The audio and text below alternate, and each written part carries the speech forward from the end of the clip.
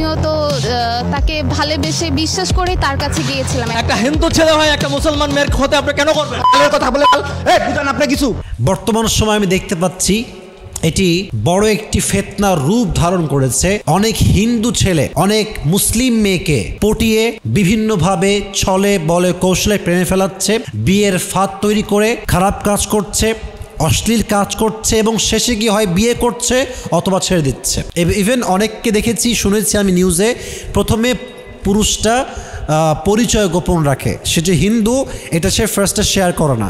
যখন সে তার প্রেমে পা দিয়ে ফেলে, মায়া হয়ে যায়, একটা অ্যাটাচমেন্ট বেড়ে যায়, তখন সে পরিচয় দেয়। ইভেন সে বলে তুমি প্রেম করো, সব করো, কোনো সমস্যা নাই, আমি মুসলিম হয়ে তোমাকে বিয়ে করো। বাট ব্যাপারটা কিন্তু এরকম নয়। প্রথম কথা, হিন্দু ছেলের সঙ্গে বিয়ে বসা কোনোভাবেই জায়েজ নেই।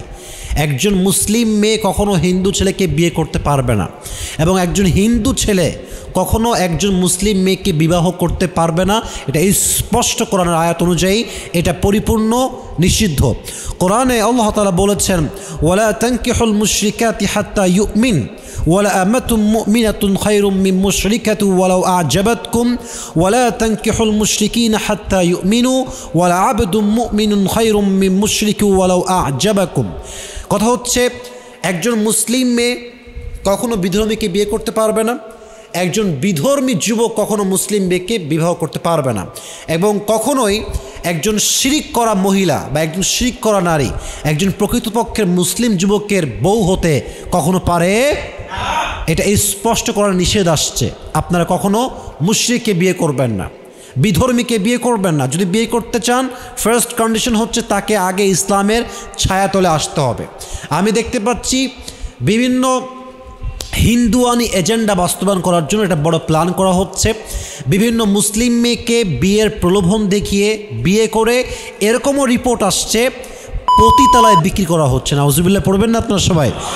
তো আমার প্রিয় বোন যারা আছেন, যারা প্রকৃতপক্ষের মুসলিম হতে চান, মেহেরবানি করে যদি আপনার বয়স পারফেক্ট হয় অ্যান্ড ইউ হ্যাভ রিচড মাশাআল্লাহ at the level of marriage, মাশাআল্লাহ ওকে আছে, আপনি ভালো ছেলে দেখেন, ভালো যুবক দেখে, দিনদার যুবক দেখে বিয়ে করে ফেলেন। বাট এই ট্রাপে পা দিবেন না, এই ফাঁদে পা দিবেন না, হিন্দু যুবকের সঙ্গে প্রেম করবেন না, নিজের জীবন, ক্যারিয়ার, চরিত্র নষ্ট করবেন না। বিশেষ করে এই কাজগুলোর কারণে সমাজটা নষ্ট হচ্ছে, এবং অনেক মুরব্বী, অনেক মানুষ না বুঝে অ্যাপ্রিসিয়েট করে, না বুঝে সাপোর্ট করে, বলে আরে ভালোবাসার কাছে কিসের দিন প্রথা, কিসের জাত ধর্ম। নাউজুবিল্লাহ, না না না, এটা ইসলাম নয়। ইসলাম শিখিয়েছে আপনি মুসলিম মেয়েকে বিবাহ করবেন, আপনি মুসলিম হবে, আপনি মুসলিম যুবককে বিয়ে করবেন। একজন মুসলিম মেয়ে হয়ে মুশরিক কোনো যুবককে বিয়ে করা ইসলামে কখনো অ্যালাউ হতে পারে না। ঠিক কিনা বলেন যুবক ভাইরা আপনারা? অতএব আমার প্রিয় বোনেরা, এই ট্রাপে পা দিবেন না। আপনি একজন মুসলিম মেয়ে, আপনি ডিজার্ভ করেন একজন যুবক, দিনদার, মুত্তাকি, পরহেজগার মুসলিম যুবককে। আর প্রত্যেকটা মেয়েকে বলবো, ফেসবুকের ফিতনা থেকে দূরে রাখবেন নিজেকে, কারণ ফেসবুকে এই সমস্ত ফাঁদ পাতা হয় বিভিন্ন পরিচয়ে। ইভেন অনেককে দেখেছি, শুনেছি আমি নিউজে, প্রথমে পুরুষটা পরিচয় গোপন রাখে, সে যে হিন্দু এটা সে ফার্স্টে শেয়ার করে না।